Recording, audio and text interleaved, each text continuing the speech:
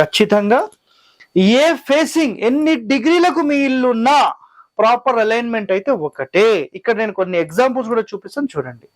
ఒక ఎగ్జాంపుల్లో ఇది కరెక్ట్ గా 0 degrees ఉందనుకుందాం. ఇది నార్త్ అనుకోండి, ఊరికే ఎగ్జాంపుల్, ఊరికే నార్త్ అనుకోండి.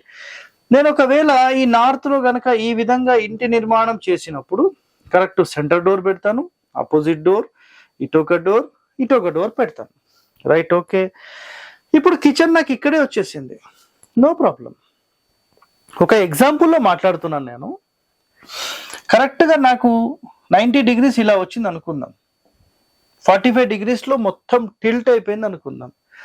ఇప్పుడు ఈ క్షణంలో ఇది 90 degrees అండి, ఓకేనా.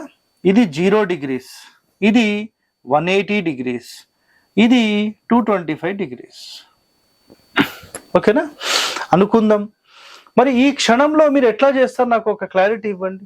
270 degrees, నైరుతి కాదు కదా ఇది, 270 degrees. సో ఈ క్షణంలో ఎలా చేయాలంటే 90 degrees ఇక్కడ ఉంటే ఆగ్నేయం ఇప్పుడు ఇక్కడికి వస్తుంది, ఇది ఆగ్నేయ స్థానం. ఇప్పుడు నైరుతి ఇక్కడికి వస్తుంది, పడమర ఇక్కడికి వస్తుంది.